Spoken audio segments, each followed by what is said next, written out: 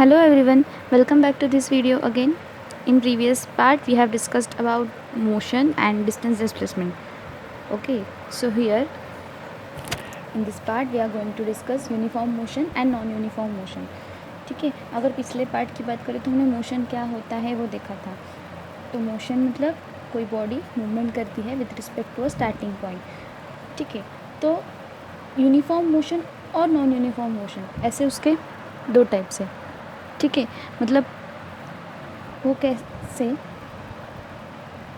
तो अगर कोई body equal distance equal interval of time में ट्रैवल करती है तो हम ऐसे कहेंगे कि वो यूनिफॉर्म मोशन में है. No matter how small this time intervals में भी, ये मैटर नहीं करता कि वो टाइम इंटरवल्स कितने स्मॉल होंगी. जैसे कि अगर हम एग्जांपल लें तो हम कह सकते हैं कि अगर कोई कार मूव कर रही है और उसका स्पीड जो है वो 10 मीटर पर सेकंड है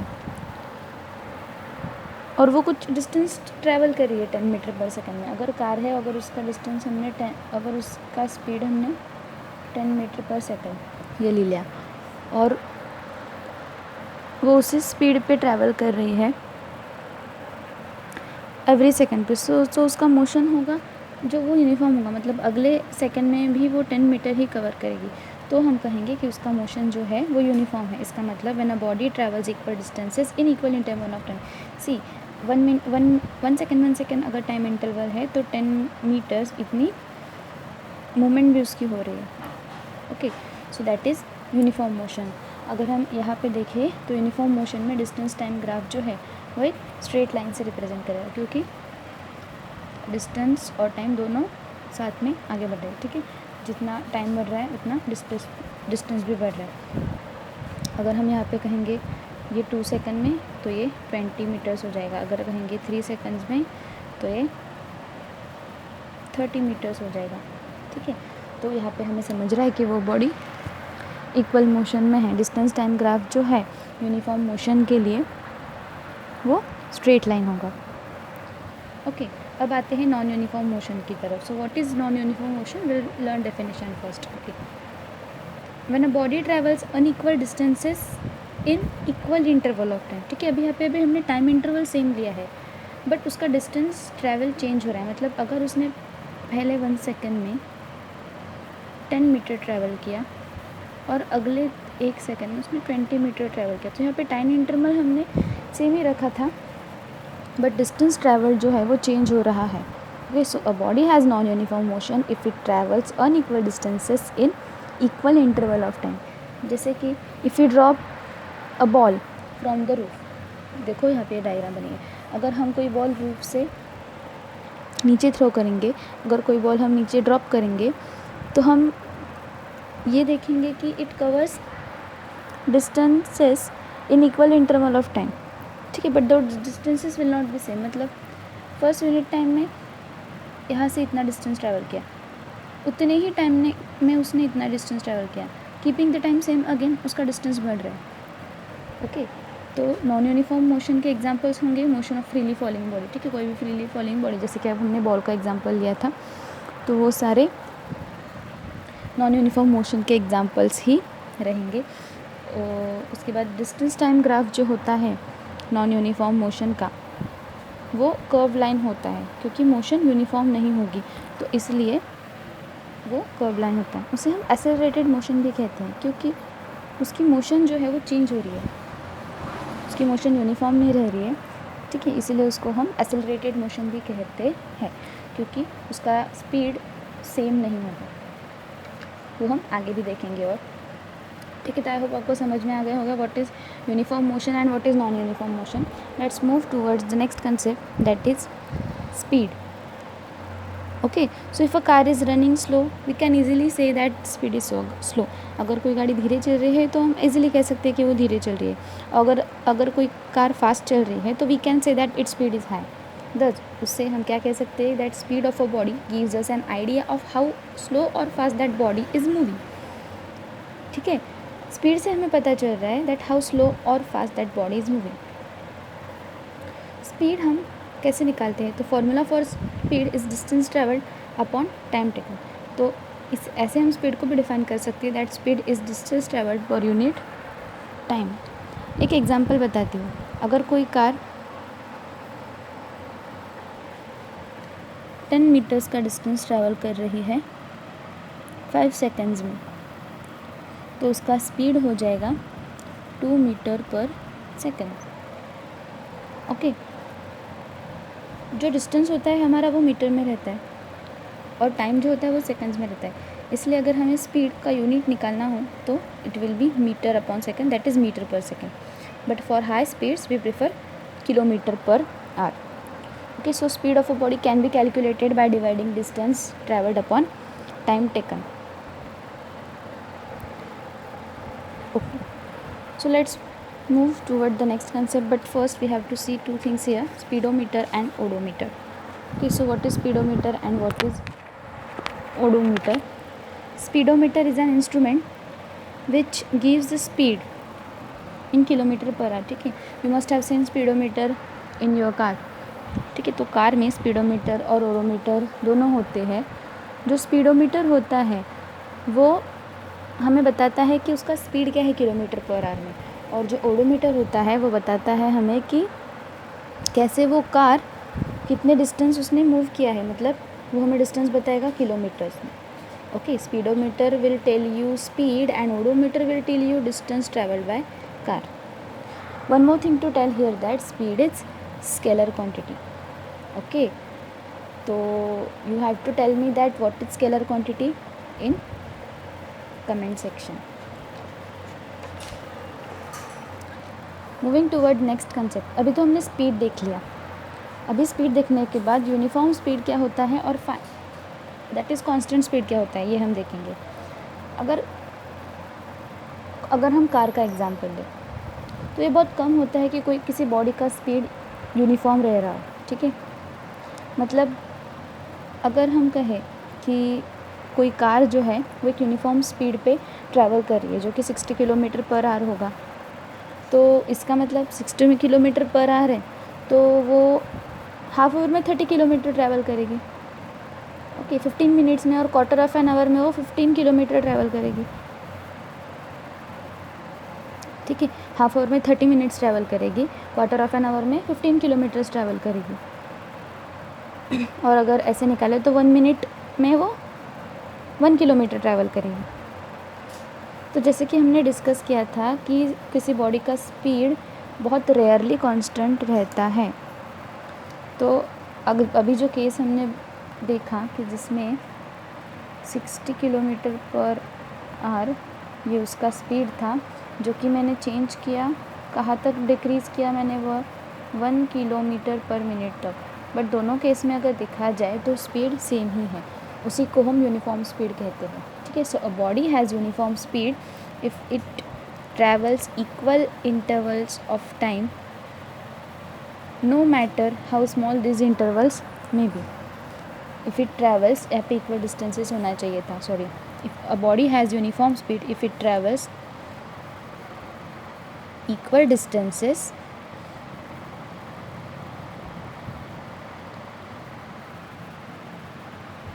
if it travel equal distances in equal interval of time, no matter how small these time intervals may be. Okay, चलते हैं नेक्स्ट कंसेप्ट की तरफ, जो कि है एवरेज स्पीड। ओके, अभी एवरेज स्पीड होता क्या है, तो जैसे कि हमने स्पीड डिस्कस किया और हमने देखा कि किसी बॉडी का स्पीड जो है वो बहुत रेयरली कांस्टेंट रहता है। जैसे कि अगर हम रोड पे जा रहे हो तो it is not possible to drive a car at constant speed. ये जो ऊपर वाला देखा था constant speed, uniform speed, it is not possible to drive a car at constant speed. तो हमें बहुत बार ब्रेक्स अप्लाई करने पड़ते हैं और इसी की वजह से हमारी स्पीड की वैल्यू जो है वो यूनिफॉर्म नहीं रहती। हमारा स्पीड चेंज होते रहता है डिफरेंट सेक्शन के लिए। पहले 10 किलोमीटर के लिए स्पीड कुछ अलग होगा, अगले 5 किलोमीटर्स के लिए स्पीड कुछ अलग होगा। Okay, so the average speed of a body is the total distance travelled divided by the total time taken to cover this distance. तो हम एवरेज स्पीड कैसे निकालेंगे, तो टोटल डिस्टेंस जितना ट्रैवल किया है upon total time taken, total time जितना लगा है, वैसे हम एवरेज स्पीड कैलकुलेट करेंगे। अगर यहाँ पे एग्जांपल में देखें तो देखो यहाँ पे ये जो बस है इसका पहला स्पीड है 5 किलोमीटर पर आवर, मतलब इसने 1 आवर 1 घंटे में इसने 5 किलोमीटर्स ट्रैवल किया है। अभी उसका नेक्स्ट स्पीड जो है वो 4 किलोमीटर्स पर आवर है, ओके, और ये 16 किलोमीटर है। इसका मतलब उसे ये पूरे 16 किलोमीटर्स ट्रैवल करने में 4 आवर्स का टाइम लगा है। तो अगर हम उसका एवरेज स्पीड निकालें तो जो कि होगा टोटल डिस्टेंस, हमारा टोटल डिस्टेंस होगा 21 एंड ये हो जाएगा total time taken that is 5 hours, okay. So this will be your average speed जो कि होगा 4.2, क्लियर, 4.2 किलोमीटर पर आवर। ऐसे हम उसका एवरेज स्पीड निकाल सकते हैं, ठीक है। तो यूनिफॉर्म स्पीड क्या था? यूनिफॉर्म स्पीड था इक्वल डिस्टेंस ट्रैवल करिए इक्वल इंटरवल ऑफ टाइम में, बट ऐसी केस बहुत रेयरली होती है। और एवरेज स्पीड हमने देखा था कि जब किसी बॉडी का स्पीड यूनिफॉर्म नहीं होता, उसका स्पीड बदलते रहता है, तो सारे स्पीड को उसी को हम एवरेज कहेंगे, और एवरेज स्पीड जो होता है वो total distance travelled upon total time taken से हम कैलकुलेट करते हैं। Next is velocity. अभी वेलोसिटी और स्पीड में बहुत सारे बच्चे कंफ्यूज होते हैं, but it is very simple.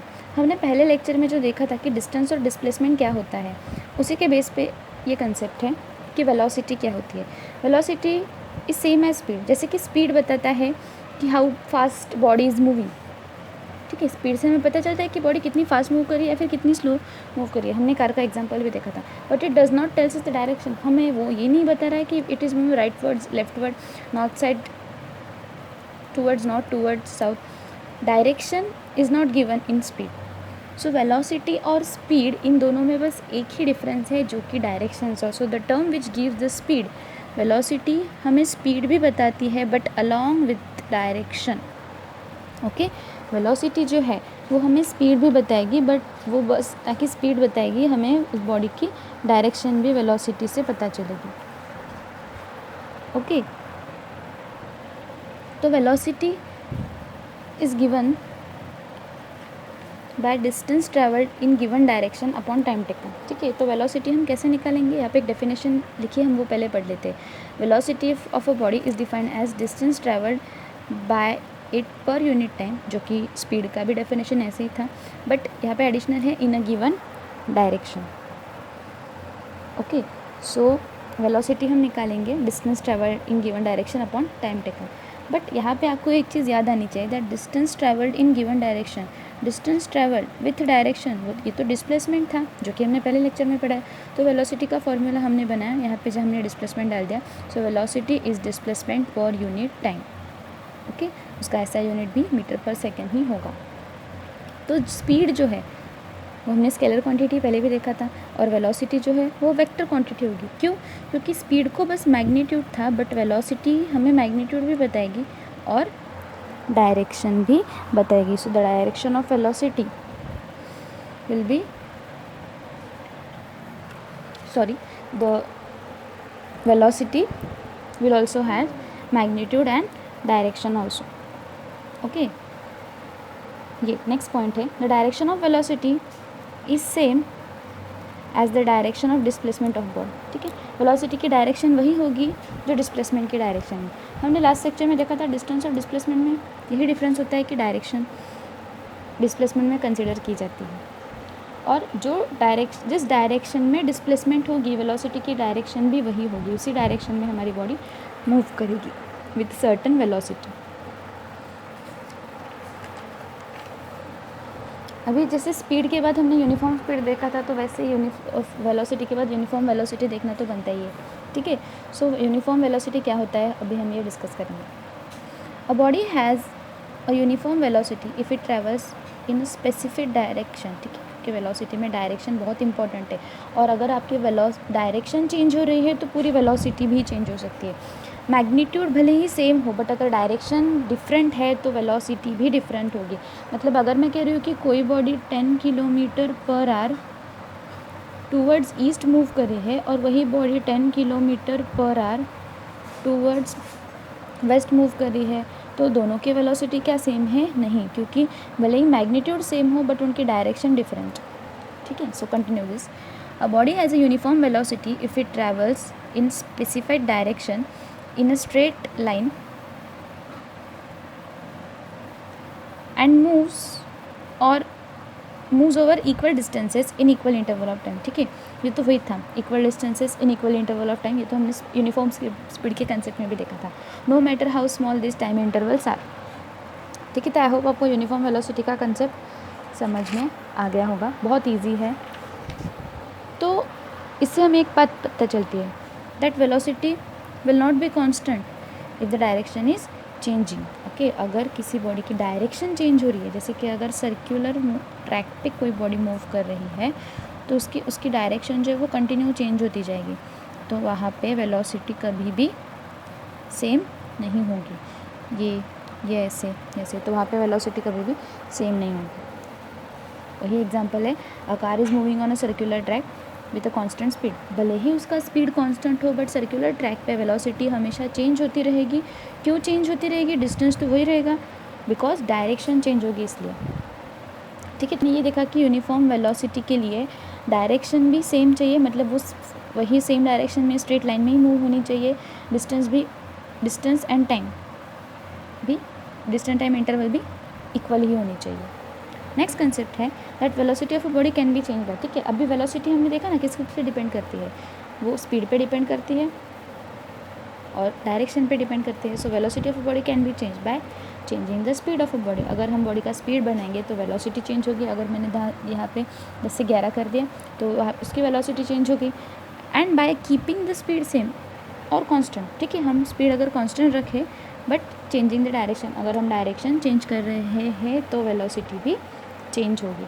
ठीक है, सो वेलोसिटी हम दो तरीके से चेंज कर सकते हैं, बाय चेंजिंग द स्पीड और by keeping the speed same and changing the direction only. Next important concept point है, speed and velocity are not always equal in magnitude. ठीक है, ज़रूरी नहीं है कि स्पीड एंड वेलोसिटी दोनों हमेशा मैग्नीट्यूड में इक्वल ही रहे, क्योंकि स्पीड के केस में हम डिस्टेंस कंसिडर करते हैं और डिस्प्लेसमेंट कंसिडर करते हैं वेलोसिटी के केस में। और हमने पीछे भी देखा था कि डिस्टेंस कुछ हो सकता है और डिस्प्लेसमेंट जो है वो ज़रूरी नहीं है हर बार वही हो। अगर कोई बॉडी यहाँ से पॉइंट ए से पॉइंट बी तक ट्रैवल कर रही है और अगेन बी से ए तक आ रही है, तो यहाँ पे डिस्टेंस ट्रैवल जो होगा वो ए बी प्लस बी ए ऐसे होगा, बट डिस्प्लेसमेंट ज़ीरो होगी। और अगर यहाँ पे डिस्प्लेसमेंट ज़ीरो होगी तो वेलोसिटी भी ज़ीरो होगी, बट उसका स्पीड कुछ वैल्यू होगी। ठीक है, समझ में आ गया? तो इसीलिए speed and velocity are not always equal in magnitude. वो दोनों हमेशा इक्वल होने ही चाहिए, ऐसे ज़रूरी नहीं है। उसके बाद एक और कंसेप्ट हम देखेंगे कि magnitude of speed and velocity of moving body is equal. ठीक है, magnitude of speed and velocity of moving body equal कब होगा? Only if the body moves in single straight line. ठीक है, अगर वो दोनों स्ट्रेट लाइन में, मतलब बॉडी स्ट्रेट लाइन में मूव कर रही है, वो उसकी डायरेक्शन चेंज नहीं कर रही है, सिंपल सी बात है। डायरेक्शन चेंज अगर नहीं कर रही है तो मैग्नीट्यूड भी उतना ही होगा जितनी स्पीड होगी। हाँ, बट अगर वो डायरेक्शन चेंज कर रही है तो वेलोसिटी कम हो सकती है स्पीड से। ठीक है, क्योंकि डिस्प्लेसमेंट कम हो सकता है ना। ठीक है, so when a body does not cover equal distances in equal interval of time, the velocity is said to be variable and non-uniform. अभी ये भी एक कंसेप्ट है कि अगर magnitude of speed and velocity same होगी तो हम वो कहेंगे यूनिफॉर्म वेलोसिटी है, बट अगर उसकी वेलोसिटी चेंज होती जा रही है तो हम कहेंगे कि वो यूनिफॉर्मली नहीं मूव कर रहे हैं।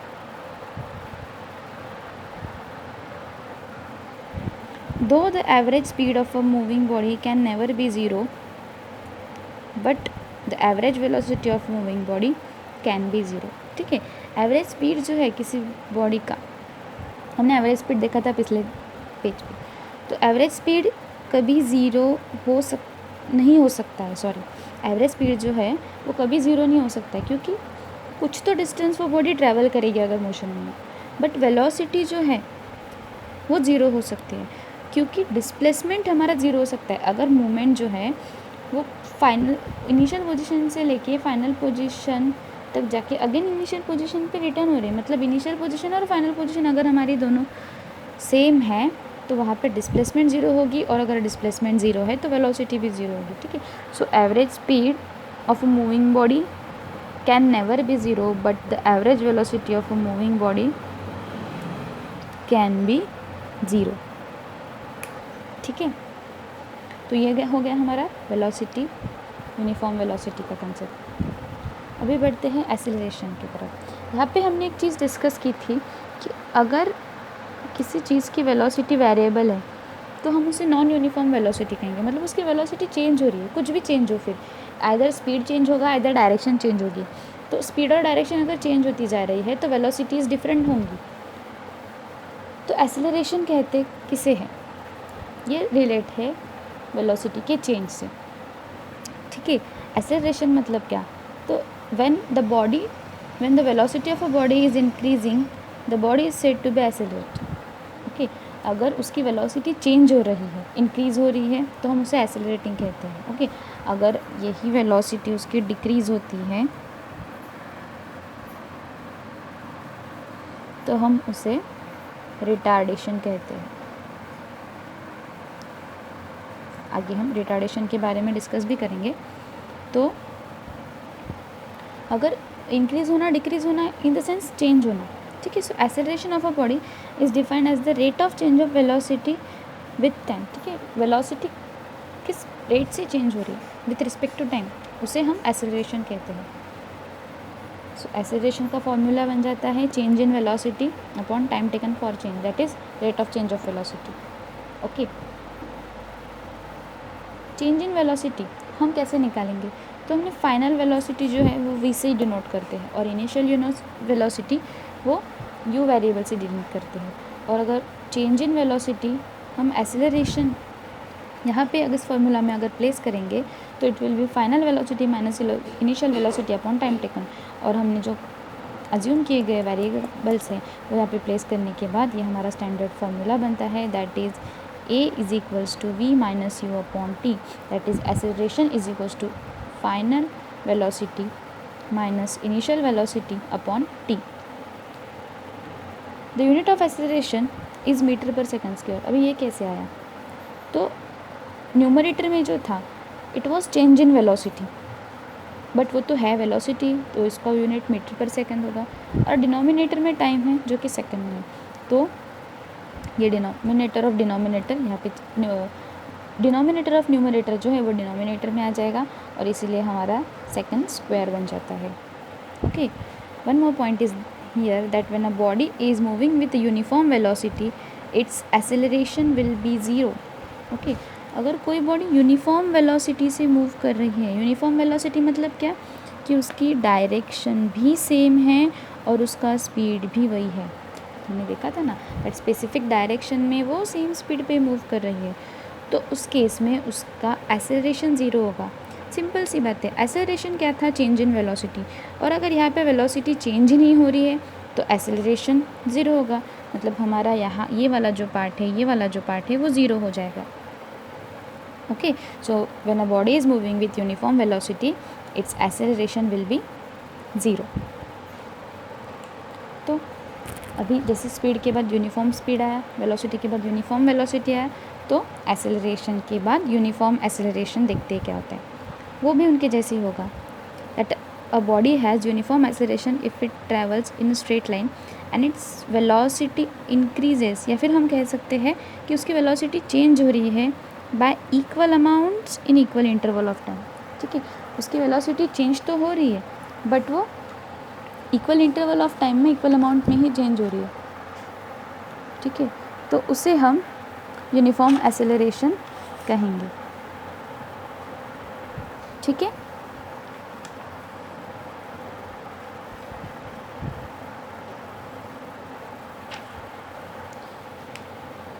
A body has uniform acceleration if its velocity changes at a uniform rate, ठीक है। A body, कोई बॉडी अगर हम कंसिडर करते हैं उसको उसका एक्सेलरेशन जो है वो यूनिफॉर्म कब होगा, जब उसकी वेलोसिटी यूनिफॉर्म रेट पे चेंज करेगी, मतलब चेंज इन वेलोसिटी जो है वो सेम टाइम इंटरवल में, इक्वल टाइम इंटरवल्स में इक्वल वेलोसिटी में चेंज होगा। Velocity time graph of uniformly accelerated motion is a straight line. Simple सी बात है, अगर इक्वल चेंज हो रहा है इक्वल इंटरवल ऑफ टाइम में तो उसका जो ग्राफ है वो एक स्ट्रेट लाइन से हम डिनोट कर सकते हैं। हम अगले वीडियोस में वो देखेंगे। And I want to stop here, will continue from non uniform acceleration in next video. Thanks for watching.